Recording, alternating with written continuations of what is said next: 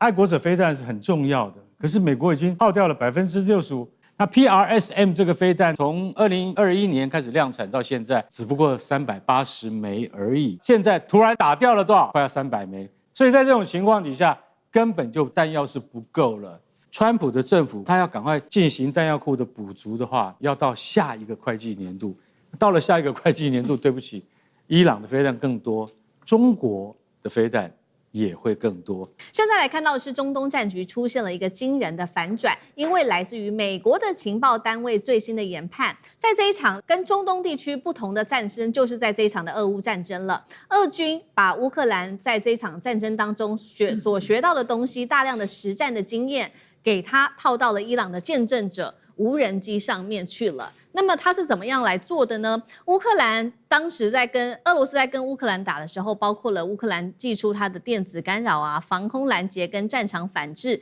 现在呢，俄罗斯都把这一套东西给全面学起来了。怎么学呢？包括了说，每一次乌军来做干扰的时候，俄罗斯就会修正一次它的导航；每一次被防空系统击落的时候，俄军就会调整它的高度跟航线。那么每一次成功破防有关于这个防空网的时候，他就把这个经验复制到无人机上面。所以现在等于说这一套实际的作战系统，俄罗斯已经完全的都把它交给了伊朗，尤其是用在无人机上面的使用。大家以为说难道只有无人机吗？事实上，俄罗斯提供给伊朗的远远不止于如此而已，还包括提供给伊朗它的这个长程的打击能力，提供的就是这些目标的情报跟作战的经验等等。好，这个是来自于美方最新的消息。再来，我们看到伊朗还有透过飞弹继续的快速的攻击美军的前线基地，这当中包括了今天特别来看的海巴尔破坏者飞弹，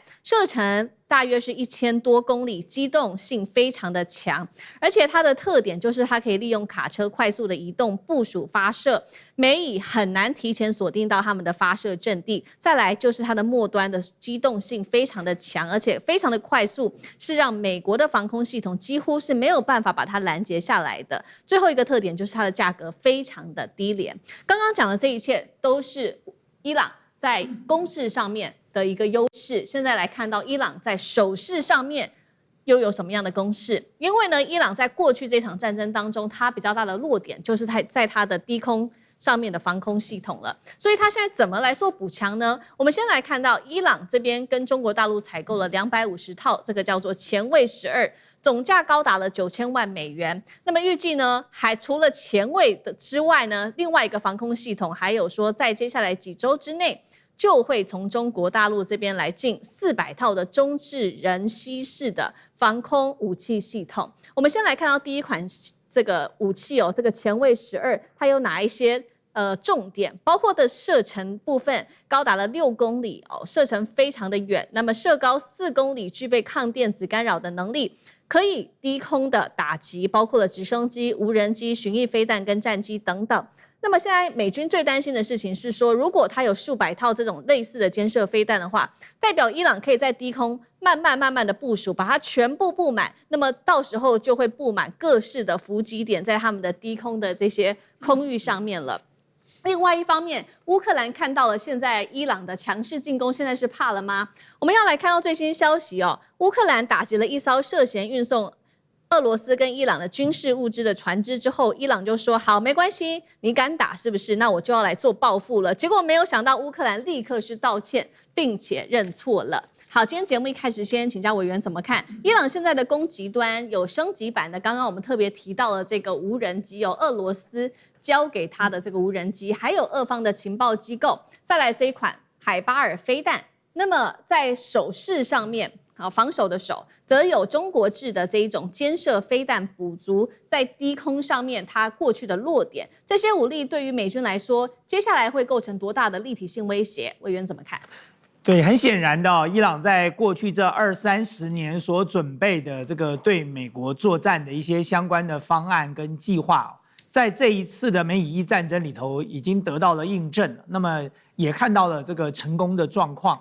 那么伊朗在最早开始的时候，它是用以下式对上式的方法所以你看到伊朗用了很多低阶的导弹跟这个大量的廉价无人机。用下士来瘫痪掉了美军在这个波斯湾当时这个最引以为傲的雷达防空系统，甚至消耗掉大量的防空飞弹哦。所以你就会看到美国现在的这个爱国者飞弹从战前的2200到2330枚。现在已经快速的减少了65%了，只剩下大概759枚到827枚哦。那这个量已经是少到大概仅只能够这个维护美国本土跟一些重要的基地了。那么从哪一点可以看得出来呢？从大家如果看另外一则新闻，其实俄罗斯在前几天对乌克兰基辅发动了一波大规模的打击，那一波他射了35枚导弹哦，然后发动了185架的无人机。结果，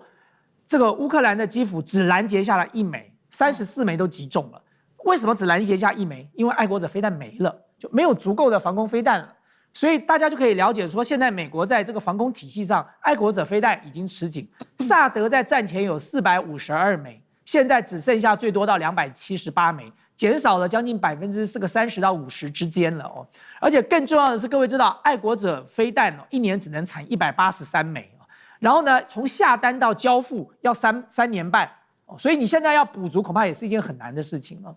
那么在这种情况之下，美军想要去做这个战力的投射的时候呢，这个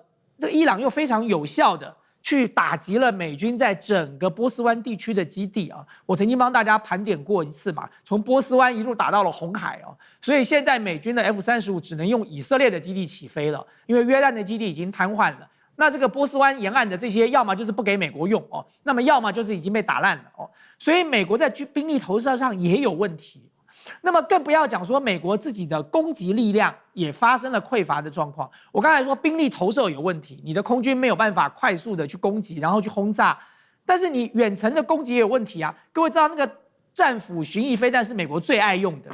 在战前啊，美国大概有3000枚到4500枚。现在只剩下2000枚，所以耗掉多少？耗掉1000到1500枚，所以战斧飞弹要回到战前的水准，要到2031年，美国才能够补足的，所以在这个时刻，你要用这个战斧飞弹去攻击有困难，你要用空军去进行轰炸也有困难，然后再加上刚才思敏给大家提到的，中国大陆现在在这个低空的防空这个系统上也卖到了伊朗去，所以伊朗也补足了它低空防空的这个能力。所以在这种情况之下，现在美国的空军到伊朗上空去执行攻击和打击任务，是一个很冒险的行为哦。那么也正因为如此，在这个战场里，美军现在已经几乎陷入了一个想不出任何办法的一个困境了，所以川普才会要求他的内阁各位说，有没有一些有创意的方法哦，可以解决现在这个状况，可以尽快让伊朗来进行谈判。现在已经走到要有创意的方法了，各位就可以了解说，传统的作战的一些相关的手段，基本上川普已经都用尽了，所以现在美国对伊朗这场战争已经是束手无策了。好，对，特别是在美军的空优部分随着这个伊朗方面，它不断的强化它在空中的优势，来自于俄罗斯跟这个中国大陆的技术，还有来自于俄罗斯的各种情报系统，甚至是无人机之后，我们看到美军的空优现在在消失之外，包括了它的这一些防空的相关的武器正在消耗殆尽当中。如果有人刚刚帮我们统计起来包括现在爱国者飞弹损失消耗的幅度已经高达65%，萨德消耗大约是80%。另外就是刚刚讲的这些都是比较是防御性的武器。那如果来讲是攻击性的武器，其实也在快速的消耗当中。特别今天看到的是消耗了大量的2款陆基型长程精准武器，包括了他们很关键的 ATACMS 陆军战术飞弹，还有另外一款是 PRSM 精准打击飞弹。这些武器对于美军来说之所以特别重要，因为它可以远距离的攻击伊朗的它的眼睛，包括了它的飞弹、它的雷达系统等等，还有它很重要的指挥中心。现在这些不管是攻或守的飞弹都已经呈现不足了。所以呢，来自于知情人士特别讲的，川普之所以在几周前在近期突然间要停止这一场对于伊朗的攻击，原因就是很多的军方高层告诉川普说，我们现在的武器已经不足够了，没有办法再继续这样子大量的消耗了。干哥怎么看？大千说什么最有创意，要用有创意的方式能不能解决伊朗？那就派地面部队嘛，最有创意了，最原始、最有效，你行吗？你做得到吗？你要花多少钱？你要花多少兵力？你要冒多大的风险？因为地面入侵的话，那就是就实打实了啊！你要上了人家的岸的话，那你就要考虑到的层面可能会有几百项，而不是派飞机去。现在连派飞机都很危险的，为什么？因为伊朗的防空系统经过中国的加持以及俄罗斯的支援之后，你会发现进得去不一定能够出得来，所以现在就变得说，爱国者飞弹是很重要的。可是美国已经耗掉了65%，耗在哪里？耗在俄乌战场，因为俄乌战场用掉太多爱国者。乌克兰国防部到最后说不可以再用爱国者了，为什么？用爱国者这样的飞弹去拦截见证者136那种无人机，那简直是你就说我今天杀鸡要用牛刀，那我去拦这个低阶的无人机跟飞弹，我却要用非常高级的防空飞弹去拦，所以这样子永远不是一个划算的举动。那现在我们特别要讲到2种飞弹，就是大家很熟悉 ATA、CMS 陆军战术飞弹，是在俄乌战场上面大放异彩。乌克兰军方用了这飞弹之后非常满意，它的射程是300公里，然后乌克兰一直很想拿来打哪里？拿来打那个莫斯科，但是美国说绝对不可以打莫斯科。好，陆军战术飞弹因为在俄乌战场上的成功，所以让美国更加的快速去研发一种能够取代它的飞弹，叫做 PRSM， 叫做精准打击飞弹，它就是要取代陆军战术飞弹的。那 PRSM 这个飞弹呢，不能再给你乌克兰了，为什么？它太贵了，因为它刚刚服役，于是就用在了史诗怒火，也就是2月的史诗怒火，是因为它还在什么？它还在试验阶段，它不是真正成军，但是后来打下去之后，发现 PRSM 非常好，非常能够满足军方的要求。但是 PRSM 从2021年开始量产到现在，只不过380枚而已。所以你大家要晓得说，怎么那么少？因为国防会计年度它有预算的，然后1年只能够生产100多枚、100多枚、100多枚。那现在突然打掉了多少？快要300枚。所以 PRSM 它甚至才刚刚成军，它就已经打掉了德黑兰非常多。据信哈米内伊啊，就是他的那个前领导人，很可能就是被 PRSM 给打死的。所以在这种情况底下，根本就弹药是不够了。洛克希德马丁公司承诺完全要全面扩大生产线，但是实际上是做不来的。为什么？就算你现在有钱去建厂，但是你没有人去生产，这些都是环环相扣的问题。所以大家看到这边为止，你就会发现说，哦，原来美国现在面临这么大的问题。那刚刚也有提到，战斧飞弹，战斧巡弋飞弹，其实老实讲是美国，武器库里面最多的，也是最通用，也是数量，就是说最安全的。可是美国的后续生产没有跟上来，大家就晓得说，你一定要赶快跟上来。这些事情讲了都已经超过半年以上，可是川普的政府有没有真正在做？其实我们都观察到，没有真正在做，因为什么？因为这牵涉到国防法案，然后他要赶快进行弹药库的补足的话，其实老实讲，要到下一个会计年度，到了下一个会计年度，对不起，伊朗的飞弹更多，中国的飞弹也会更多，这才是重点。好，那在这个之际哦，美国武器库缺乏之际，是不是等于说伊朗现在更握有谈判的空间了呢？尤其是伊朗最在意的荷姆兹海峡的这个谈判，目前还是跟阿曼一起来进行协商。那来自于《纽约时报》特别做的报道说，预估呢，接下来很快的60天之内就会有一个新的协商的方案了。那现在根据了解，接下来伊朗可能会对这个船舶收取所谓的服务费。那伊朗还说呢，接下来这个服务费的收取船舶费用是我跟阿曼去分的，而且是5-5分。那你美国国呢是完全的排除在外，非常的讽刺。国际危机组织伊朗计划主任他这样说，他说如果说真的伊朗接下来跟阿曼达成了一个协议之后，德黑兰的战略地位将会胜于战前，那代表美国中东霸主地位已经慢慢的不在了，甚至说大倒退吗？上次哥怎么评估？好，这几天呢，国际油价就迅速的回落到大概81块美金左右。然后除此之外，黄金也回涨哈。那么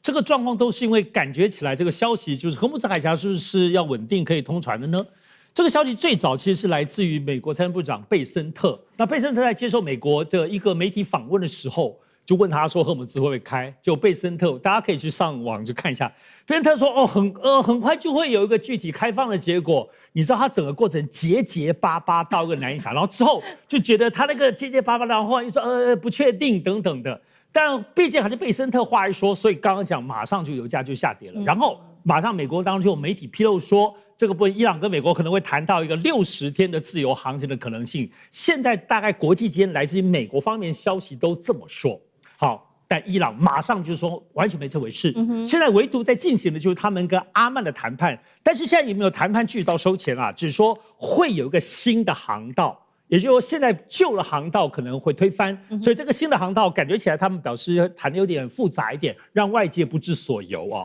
但无论如何，现在看起来的话，伊朗还是想尽办法要把荷姆斯海峡这个通航权要控制在他跟阿曼，尤其是他自己的手里。那这个做法就基本上就等于是打了美国总统川普脸，也就是说，这次的美伊战争，如果最终荷姆斯海峡是在伊朗的控制手上，美国基本上等于输掉一半了哦。而且不得不说，这整个过程里头可以看到，从伊朗在这次战争以来，他是美国打他的，可他从在军事上当中越打越好。各方面的这个打的方式啦，无论炸美国空军基地、打中东的其他的美国盟国，乃至现在越打越有新武器。军事当中，这个战略跟战术跟武器都很厉害。其实当然厉害的部分就是经济手段。荷姆斯海峡控制这件事情，过去大家都不知道荷姆斯海峡的严重性啊，但这次基本上就让这个美伊战争抓着这个经济跟能源的命脉，号令全世界的经济的动荡来一起对抗美国。但我觉得最重要的还是政治手段。我们看这几天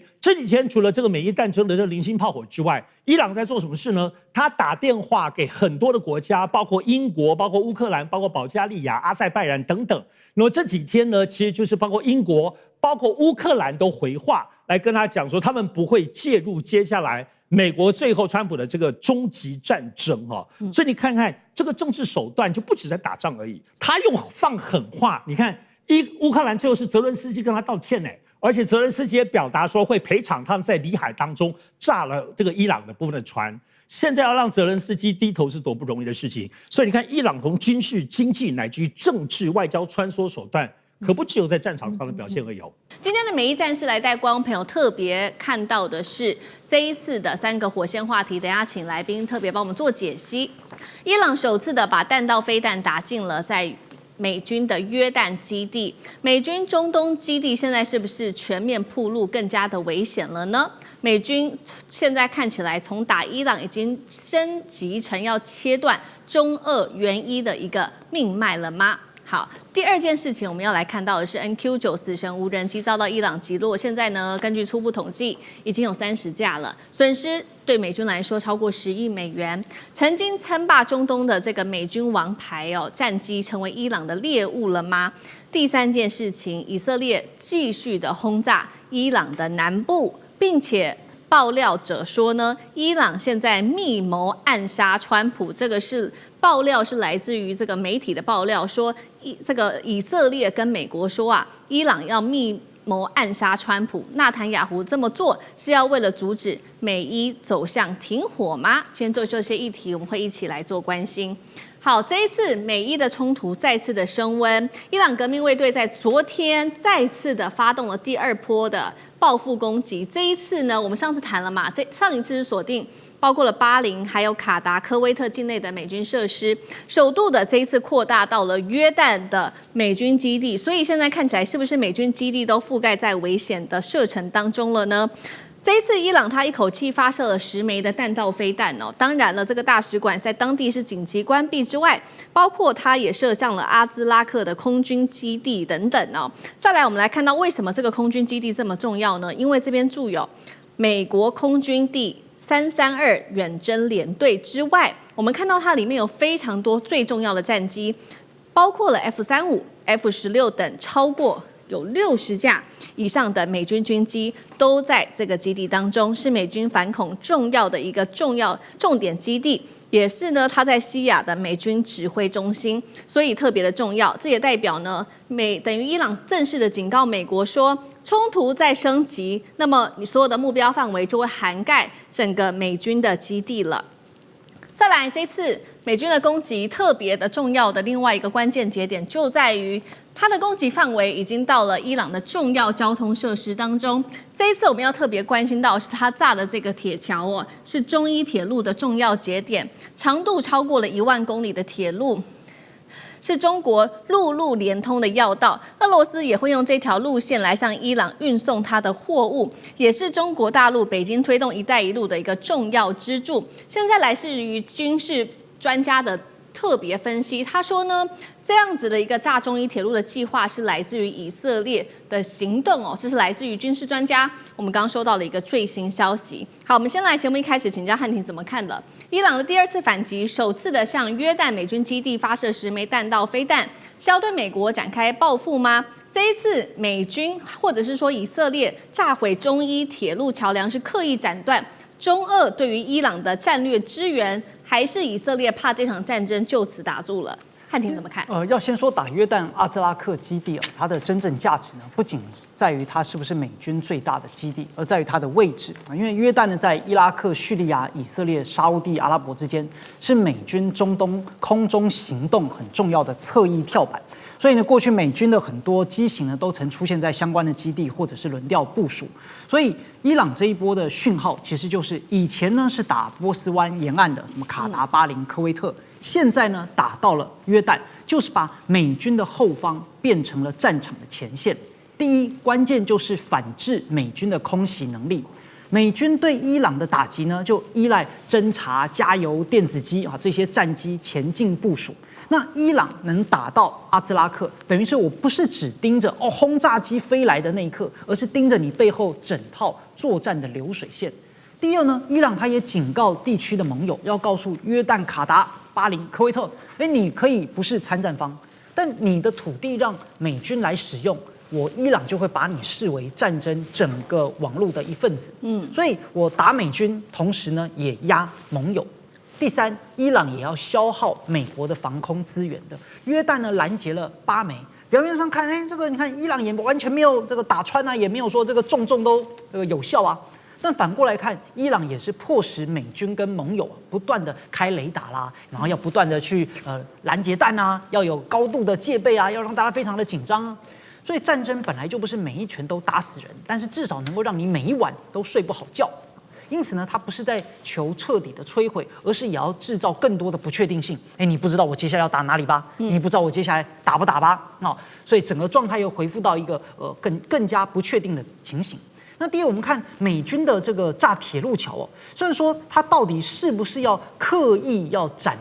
中国大陆跟俄罗斯的什么道路呢？目前没有明确的直接证明，这个只有大家的推论。但毕竟最后所呈现出来的效果是这个样子，它到底是不是以此为目的不知道，但是呢，大家来看结果上好像是这样。毕竟目前这一条铁路桥它第一个它本来是战略的补给线，因为伊朗就受到海上的封锁跟空袭压力，它的道路交通本来就非常重要，所以从中亚里海方向进入伊朗的通道呢，那当然会承载很多可能军民两用的物资嘛。而第二，这也是中俄伊连线的象征节点，所以美国如果不能够完全来阻止大陆跟俄罗斯在外交上支持伊朗，它可能就透过军事上的方式，桥一段会至少让你的效率下降，转运变慢，对美国来说也是釜底抽薪。好，那另外一方面，我们刚刚也看到了嘛，这个 MQ9死神无人机对于美军来说非常重要，它是中东反恐战场上面的空中利器哦。不过呢，从2月份美伊战争开打到现在，竟然已经被击落至少30架，对美军来说真的是付出了一个沉重的代价哦，损失金额超过了10亿美元。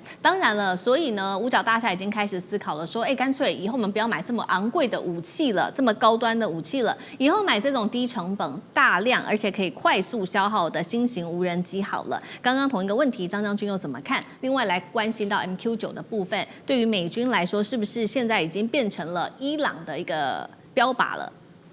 张将军怎么看 ？MQ9B 它这个功能蛮多的，它可以这个挂载这个电子光学相机，也可以在夜间出任务的时候可以挂 IR 的和这个我们讲的红外线，红外线感测器。另外一个，在如果云层比较厚或能见度并不好的状况下，或者特定任务，它可以挂合成孔径雷达，就是雷达照相，它可以，它多功能。所以呢，飞机是飞机的钱呐、它不要忘了，它装备的钱是另外一个钱。所以你刚才讲的那个钱还要更多，因为它挂的是装备，那装备有的时候那个有价值不菲。那它的好处是个多功能，它也可以飞得久，它最远可以来回的话，总共的里程可以飞到将近9000公里，所以它是一个非常好的空中侦察的装备。但是它有缺点，它的缺点就是它速度慢。你看啊，它这个将近4公吨，它如果加满油，如果加挂载的话，甚至可以到5公吨。它就一个螺旋桨，涡轮螺旋桨，这涡轮桨拖着那么重的东西。它能够飞多高？大概它的执行任务的高度大概就是5000公尺到8000公尺，它最大的升性也只能到12000公尺，所以高度不高。那你要侦察高度不高，你高度不高，你就要抵近一点。因为你高度高，你可以远一点看。你高度低的话，你就近一点看。那刚好就是这个伊朗的地对空飞弹的射程之内，而且它的速度慢，这种它又不会有空战动作，那你这样的话很容易被地对空的飞弹，哪怕是中程地对空，甚至短程的地对空，都会对 MQ9B 形成威胁。而且 MQ 它不逆中，所有都普勒雷达都看得到它，它又慢又不逆中，这就是它的缺点。那就被这个伊朗可以这个预化它的整个 MQ9B 的任务的飞行线，在那个地方埋伏几个点做拦截狙杀，所以 MQ9B 它就很容易就被击中。那它的这个电站装备好不好？我认为它可能有的时候电站装备只是一般的这个电子反制装备，并不是一种高端的电子反制装备。为什么？因为它只是侦察机，它上面又没有人在人控制，人只是远端操控，所以它的这种反应力是比较慢的。那就很容易被狙杀。所以在这一次的美国跟伊朗战争中，美国算是损失最多的空中装备就是 MQ9B。好，这是美军的战损的部分哦，它的战机，尤其是 MQ9B，它战损非常的严重。那我们来看到这一场美伊战事一直持续到现在，关键节点也是包括说以色列到现在不只是美国持续轰炸伊朗之外，以色列占有很重要的一个角色，它也是持续的轰炸在伊朗的南部地区。我们要来看到的是，包括呢，现在有许多斡旋的势力都介入，像是卡达、巴基斯坦、土耳其、埃及跟沙烏地阿拉伯，但是呢，真的有效吗？因为我们看到伊朗南部再次的传出了爆炸之外，还有我们刚刚提到的嘛，中伊铁路也被炸。美国呢说，这件事情不是我们做的，但是呢，军事专家也开始做分析，说很难说，现在看起来最有可能的恐怕还是以色列做的，因为呢，纳坦雅胡最近又表态了，他说无论美伊是否达成核协议，以色列都不允许伊朗拥有核武，这是一件事情。另外呢，《华尔街日报》更是披露呢，以色列最近跟美国爆料，他说伊朗正在策划要暗杀川普。没有想到川普现在看起来是真的怕了川普对外喊话说，确实他们想要除掉美国领导人。到目前为止，我算是有一点幸运，但是川普也说了，我不知道我这个运气可以维持多久，可以持续多久？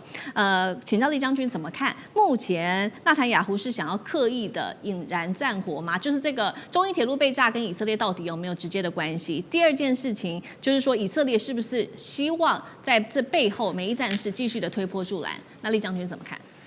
我们知道这次川普在这个安卡拉的北约峰会里面2次的失言第一次失言，他是将日本说成伊斯兰日本共和国；第二次失言，他是将泽伦斯基说成普丁哈。那大家可能把它当作一个八卦来看，可是我觉得川普这个时候可能他完全心不在焉，甚至于六神无主，所以才会犯下这么严重的誓言。那他什么事情在让他六神无主，这个进退失据了？我觉得就是伊朗这场战争，他要脱身，他现在脱不了身。那有2个国家不让他脱身，一个国家叫伊朗，第二个国家叫以色列。那伊朗是用什么方法不让他脱身？就是说你现在来讲，在荷姆兹海峡这边哈，你以后60天的目前来讲停战的60天之后来讲，那荷姆兹海峡的掌控权要在我伊朗的手上，你必须要按照我规划的航运路线来走，你不让我不按照我规划航运路线，这个北边的拉克岛来走的话，我就用无人机攻击你。那所以说，这个伊朗很明显，他要扩张他的战果，他要借着这个军事的行动来扩张他。来变成他60天之后谈判的一个成果，就是他获得荷姆兹海峡的掌控权。那另外一个国家不让他离开的就是以色列。以色列讲得很明白，这时候我们知道在2月28号开战，不就是以色列拉着美国去打伊朗嘛？本来双方都已经在日内瓦谈得好好的，那突然这个以色列去怂恿川普，那川普也是自己也是无能啦哈。这个平常讲，他真的是判断错误，就跟着以色列去打伊朗，打完以后陷入这场战争的泥淖，到现在脱不了身。他现在很明显的要脱身，但是以色列这时候不让他脱身。我们讲这2天虽然说美国跟以色列互相打来打去，我用一种方式来形容哈，就是说大概就是你推我一下，我踢你一脚，跟小孩在打架一样，其实都在打皮毛，而没有真正伤筋动骨。那这次为什么说这中伊铁路被炸会引起国际的重视呢？因为这就不是这个互相你推我一下，我打你一下。我们看到美国跟伊朗彼此互相说，我打了80个目标，我打了几个目标。不过平常讲，那都不是很重要的目标，真的重要目标是中伊铁路，因为中伊铁路为什么重要？它是补给线。它是伊朗很重要一个补给线，打仗就是打补给线才是重点。那第二个呢？第二个我觉得这个中伊铁路被炸的地方在哪里？你要知道，美国现在的林肯号航空母舰，照川普自己所讲的，它已经退后了205公里。那来回来讲的话，飞过去再飞回来就400多公里，也就是它作战半径少了200多公里。那美国的航母有没有可能去对这个中伊铁路做轰炸？这就要打上一个问号。第二个，美国来讲，我们都知道，它 B-52轰炸机已经撤离了。它不但 B-52轰炸机撤离，它加油机也撤离了。那试问一下，美国有什么空中的武力可以使？如果它没有空中加油的能力，也没有这么长的作战半径，它怎么去打到中伊铁路？从这2个，我认为说是以色列来讲，对这个中伊铁路打进补给线，就是希望将这个美国拖入这场战争，让伊朗战事继续升级。那回到我刚刚所讲的，就如果说这个前1个礼拜，美国跟伊朗互相打来打去好像是小孩子在互相你踢我一脚，我推你一下但是这中伊铁路被炸，就像是拿一把扁钻直接去戳人家的这种要害一样。所以，那当以色列希望借着炸中伊铁路，让美国继续卷入这场战争，也让在这个伊朗国殇的期间呢，哈梅内伊这个办理丧礼的期间，这段时间，然后扩大战争，激怒伊朗，然后让伊朗来讲加大对美国的攻击。所以说，我觉得中伊铁路这次被炸，在这个军事的战略层级上面来看的话确实是有升高这个战争的一种可能性会升高。那第二个，就国家战略来讲的话，那伊朗当然希望借这场行动升高战争，让这个伊朗再继续加大对美国的报复行动，让美国继续介入这场战争。所以我觉得，在此情形之下，那我们当然就看到川普真的是想脱身就没想到一个是他铁杆盟友不让他走另外一个是他敌人不让他走，敌人不让你走也就算了，结果你的铁杆盟友也不让你走。所以川普为什么在安卡拉会议上面2次的誓言，我觉得他心里正在烦恼这件事情，怎么样脱身，怎么样安抚他的朋友，怎么样去面对他的敌人。今天节目会来先关心的美伊战事，我们先看到3个火线话题，等一下一样，我们请嘉宾来特别帮我们做解析。首先，美军军先攻击了伊朗80个目标，没有想到换来的是伊朗反攻击美军共85处的基地。美国说的他们对这个伊朗的不成比例攻击，现在是反而击出了更强硬的伊朗了吗？第二件事情，伊朗这次锁定的目标包括了在波湾地区的巴林科威特美军基地，是在警告波湾朋友别当美军的打手吗？是在测试美军的防御漏洞吗？这是第二件事情。第三件事情，我们来看到的是荷姆兹海峡了，到底现在谁说了算呢？保险市场其实现在可以看起来都是向伊朗做靠拢的，是否代表说现在荷姆兹的掌控权已经落在伊朗的手中呢？今天就这些议题，我们会一起来做关心。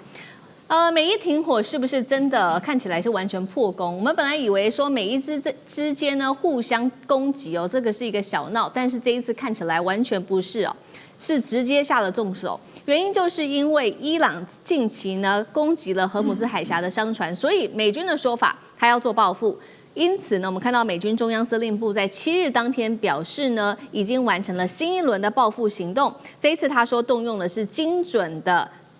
弹药攻击，包括了一共是伊朗境内80个目标。我们来看到这当中有伊朗的防空系统跟它的雷达站，60多艘的小型舰艇跟它的指挥管制网路，甚至它的反舰飞弹基地。美方官员是这样说的：这一轮行动不论是规模或者是打击的力道，都比10天前那一场攻击是大了4到5倍哦，力度非常的大。这是美军说的，这不是对等的回应而已，这是美军官员继续这样讲，这是一场不成比例的一个对伊朗的惩罚，而且短期之内美方的下手是不会结束的。我们看到这个美军的话一说完，伊朗确实来自于国营媒体直接证实，美国攻击了伊朗境内南部多个战略地点，还当中包括了多个港口哦，都遭到波及。而且伊朗现在也指控啦，美军对于伊朗的攻击范围持续的在扩大，已经到了不管是连商业用的码头、渔业的码头，甚至是渔船都要做攻击，造成许多平民受伤。伊朗的外交部非常的火大，他公然批评美国，并且警告美国，你违背了当初我们的谅解备忘录。接下来德黑兰也会采取同样的报复行动。话一说完，革命卫队是立刻展开了各项的军事行动，美军攻击伊朗80个目标，伊朗回攻击美国一共是85处的重要美军基地，这当中包括使用了飞弹跟无人机攻击了巴林第5舰队的驻地，还有科威特的这个空军基地等等。伊朗还声称击落了一架美军的 MQ-9死神无人机，也就是说，美国说给伊朗一场不成比例的惩罚，是立刻被伊朗给打脸了吗？那伊朗现在是不是看起来更为强硬了？委员怎么看？当然了，伊朗的态度一向就是你要战我就战哦，你要和我也奉陪。所以其实伊朗之所以会有这样的底气，当然是因为伊朗早就做好了相关的准备跟下半场的这个沙盘推演哦。所以我们在这个节目曾经跟大家分享过，这就是地缘政治的重要性哦。大家看到美军现在攻击了伊朗80个目标哦。可是大家不要忘了，现在是美国去打伊朗，伊朗的面积有多大？伊朗美伊战争开打到现在，美国打伊朗的目标可能上万个了，伊朗还好端端的活在那里，打80个算什么呢？我看完之后，那80个还包含了60艘舰艇，伊朗的小型舰艇是蜂群舰艇，60艘对他来说算什么？所以其实这80个目标听起来好像很多，可是其实效果很有限，因为伊朗太大了。关键问题是美国要打伊朗，而不是伊朗要打美国。我不断的在强调这个重要的关系。你美国要打伊朗，又要跑到伊朗家门口去打，所以在这个时刻，其实美军不要说80个了，打800个目标啊，对伊朗大概都不会有一点的痛的感觉。可是伊朗打美国不一样哦，就美国在中东的基地就那么几座，我刚才看到了巴林的、科威特的都被打了。我觉得如果今天我要是美国这个中央司令部的话，我干脆就不要修了。我今天把它修好了，明天可能又被打了，谁知道哪天大家看了彼此不爽又再来炸一次？那我现在干嘛修呢？现在对美国最大的问题是这样哦，你在中东的基地就这么多，你的相关的设施也就摆在那里，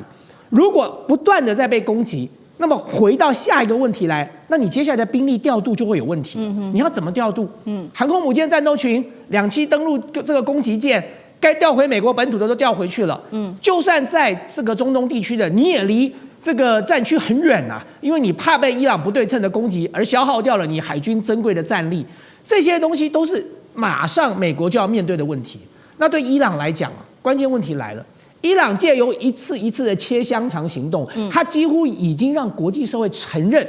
它有荷姆兹海峡的控制权了，就不需要你美国承诺，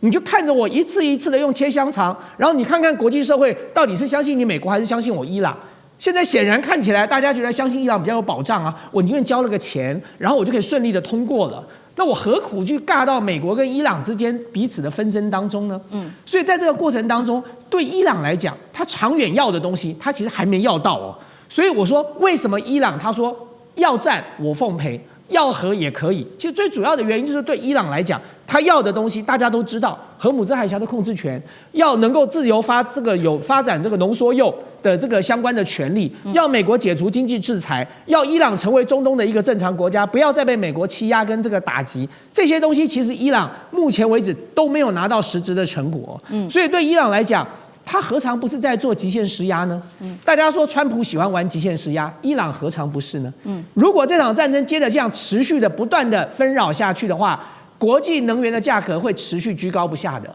那么美国马上就要面临9月要不要升息了，这就是通货膨胀的压力的问题了。美国的这个期中选举马上就要展开了，这些东西都是川普马上要面临的问题。所以今天不止川普对伊朗做极限施压，伊朗对川普也在做极限施压。好，所以我们看到这个和谈前哦，美伊就以军事的角度来说，大家都在做最强烈的一个军事上面的施压。不过我们也看到这一波美伊互攻哦，伊朗也不是乱打。它其实呢有在挑选地区的，而且是对于美国来说，还有对于波湾来说是伤害非常大的。这一次挑选的地区，我们刚刚特别提到了嘛，锁定的是巴林跟这个科威特。为什么这2个地方我说非常的重要呢？先来看到其实呢，伊朗很清楚自己不会去打这个美国的本土哦，依靠的不是美国本土，而是在波湾地区。因为巴林这边呢是美军的第5舰队的所在地，是波湾海上行动的一个核心指挥枢纽，所以他选择第一个打这里。第二个，他打科威特，尤其是在当地的一个阿里萨勒姆空军基地，同样是美军在中东空中行动非常重要的一个点哦，所以他直接打在美军在中东的神经枢纽上吗？那干哥怎么看？选择这2个基地的原因，另外也是对于波湾国家地区做一个警告吗？干哥怎么看？好，巴林的第5舰队基地大概已经快30年了，是美国第5舰队的基地，也就是说，这个地方从来不会有任何问题。也就是说，长久以来，你说同样都是穆斯林国家，但是巴林跟美国之间的关系，它其实很稳的。所以我这个基地设在这边，我这个基地坦白讲一句，是一个很重要的点。它虽然不是所有重要舰艇的所在地，但是它是一个转运港，以及就是说下达命令的指挥所。好，那它这个可以停泊大型的军舰，最主要就是神盾驱逐舰的泊地啊。那所以这个港对于美国来讲非常重要，因为如果说你不用这个港，你就没有地方可以用了。坦白讲啊，那你要用谁的港？用沙烏地阿拉伯的港吗？那很远啊。那所以巴林这个基地非常重要。那另外一个在那个科威特的那个基地叫阿里萨勒姆啊，阿里萨勒姆这个基地那就重要的多。为什么？因为它有E3，有E3空中预警机，还有 KC-135，空中加油机，它还有很多你想象不到的那种无人机，或者是那个后勤支援装备，以及爱国者飞弹的转运站等等。所以阿里萨勒姆这个基地不一样，而且美国把这个科威特从海山，也就是以前伊拉克占领它的时候，就伊拉克总统海山占领科威特的时候，他把萨达姆打退了之后，然后就马上把美国主要的军机就交给了科威特，所以这个基地非常重要。可是你到现在为止，你知道它受损的程度吗？不敢讲，也许很严重。所以这一次他说他攻击了美国80个目标，那到底又有多少飞机受损呢？其实我说一句实在话，伊朗可以经得起你打我85个，可是美国经不起被打80个，这一点很重要。为什么？因为美国只要挨打的话，那都是高价值目标。他连那个无人机的操作基地有没有？它是一个一个的长货柜，那个打下去，你知道那个不是那种铁皮屋盖起来的，是都很昂贵的。所以美国没有80个有价值的基地让你打，为什么？因为那损失太大。最重要的这是人员有没有受伤？那这一次我是真的觉得说，停火真的没有多久啊，这不到2个礼拜，然后伊朗又突袭了在荷姆兹海峡里面的3艘船，其中被打中的一艘就是卡达的船，那就是警告。对，那是有选择性的。卡达的油轮被打中了，就说你再这样子哈，我打卡达，我打科威特，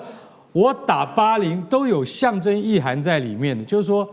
我不是这样子就达成了谅解备忘录，就被摸头了，就永远没事了。北海布伦特原油最近又涨到76块1桶，好不容易跌回72块1桶，就美国人可以喘息一下了。就像一打，两边一开打又上去了。西德州中级原油也从69块变成了73块了，那个都好不容易降下来，你现在又上去了，就为了这一点点。小型的冲突，就现在升高为各打对方80几个甚至100个，那这场战事好像又要重启战端了吗？所以我们是真的觉得哈，美国他现在就说，你为了3艘船遇袭而又重新施展你的这个全面打击，我老实跟你讲一句，那个花很多钱，而且我看完全打乱航空母舰战斗群的部署，卡尔文森号又掉头回来，又要放飞机出去。然后你现在观望不能动，为什么？不能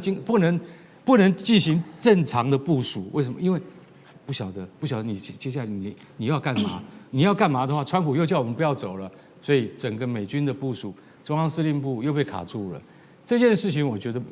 短时间之内真的没有办法善了了。好，所以这一场这个攻击还在持续的进行当中。不过，如刚哥刚刚帮我们特别看到的这一场美伊之间的攻击的起源，其实就是在6号这一天哦，因为荷姆兹海峡的争议哦，伊朗去打击这一艘来自于卡达的天然气油轮，所以那个油轮呢遭到重挫起火，才会有后续的各种攻击。那为什么伊朗现在要打？大家也在关注，原因是我们看到是说，不是美伊 MOU 已经说好了吗？荷姆兹海峡60天内是可以免费通行的吗？那伊朗现在其实在意的点，并不是说这个60天之内免费通行，而是说你要通行可以，但是你必须要走我的航线。但是卡达这艘船没有走伊朗的航线，所以被遭到攻击。现在也在看说，是不是等于荷姆兹海峡根本就是伊朗在掌控呢？另外，我们如果从这个保险费也可以看出一些端倪哦。现在呢有2条路可以走，一个是走南部靠近阿曼这一条路，那这一边的保险费比较贵，是35万美元。那如果呢是走伊朗的航线的话，靠近伊朗的北边的话，它是28万美元，价格比较便宜。所以连保险公司是不是也都看出来，走伊朗的航线这一条比较安全，也代表伊朗掌控荷姆兹海峡的另外一个证据吗？苑老师又怎么看？这个议题非常重要啊！为什么呢？因为今年的2月28号以前的话呢，荷姆兹海峡是完全自由开放的。然后呢，川普的做了这个要跟以色列一起联合打伊朗的这个动作吧，这个战争动作，先把哈梅尼耶给干掉了以后，哈梅尼耶的话就是3天前吧出兵嘛，就是有他的丧礼嘛，就连那个川普自己都讲，他非常惊讶，他本来以为说伊朗被打了以后呢，就可以顺势就推翻政权更迭，结果搞了个半天以后呢，发觉伊朗人非常爱戴他们的宗教领袖，所以说那个伊朗人这个情况下来讲就转变了。这个你们 MOU 里面签的最14条当中最重要的一条，其实就是有关伊朗对于这个荷姆兹海峡的这个通行权有绝对的这个，他提名他不叫做收过路费，他收叫服务费了。但是这里面讲的都是讲什么费都不重要，真正重要的就是说你必须要承认伊朗对于荷姆兹海峡具有实际上的掌控权。所以现在的话呢，这个我上次在这个节目当中讲，那个长伦那个长利号被打的话呢，我都觉得是故意打的，就是要告诉你，因为长隆的长利号它的船多嘛，它基本上走的话呢，就是一个比较安全的一个航道。但是的话呢，这个下面的话呢，走这个阿曼的航道的话，因为那个荷姆兹海峡很近，就是阿曼跟伊朗之间的，对，但它的那个海盗这么。大概就是27、8公里的路线分成3段，那其中大部分就是1半以上靠北，就是靠伊朗嘛。那伊朗现在的话呢，我觉得有3个原因可以说明为什么它这个价钱会比较便宜。第一个的话呢，这个大家都会发觉，伊朗要求的才是真的，那阿曼没有这个能力。啊，伊朗真的会。第二个的话就是伊朗真的会打。我们今天讲的题目都是伊朗在打那边这个打卡达过去的天然气船，这是非常危险的。对啊，这个。然后第三个最重要的原因的话呢，就大家都是按照伊朗的方向，因为它隔的地缘关系比较近。就这什么叫以量制价？就是对伊朗来讲的话呢，我定的就是28万啊，你也便宜一点，你来，如果你便宜的不要，你就是故意跟我找茬，我就打你。就变成这个结果。那美国现在的话呢，非常麻烦。为什么？因为对于美国来讲的话呢，这个荷姆兹海峡的控制不控制，其实是美国现在最关心的议题。啊，其他没有了啊，其他的话呢，就是什么搞什么核能啊，什么浓缩铀什么的，这个都不是真正的议题。但荷姆兹海峡的话呢，这让大家全世界的经济都可以感觉到痛的地方，所以对大家很自然会讲说，我们现在油贵了，那就是美国害的。所以对美国来讲，这个权利非要争回来，所以这一次也相对而言，美国本身也表现得强一点。但是我觉得美国再强硬的话呢，也斗不过伊朗，因为伊朗它这个地缘上的关系，再加上他们自己做的这段时间的准备，已经超过4个月的准备了。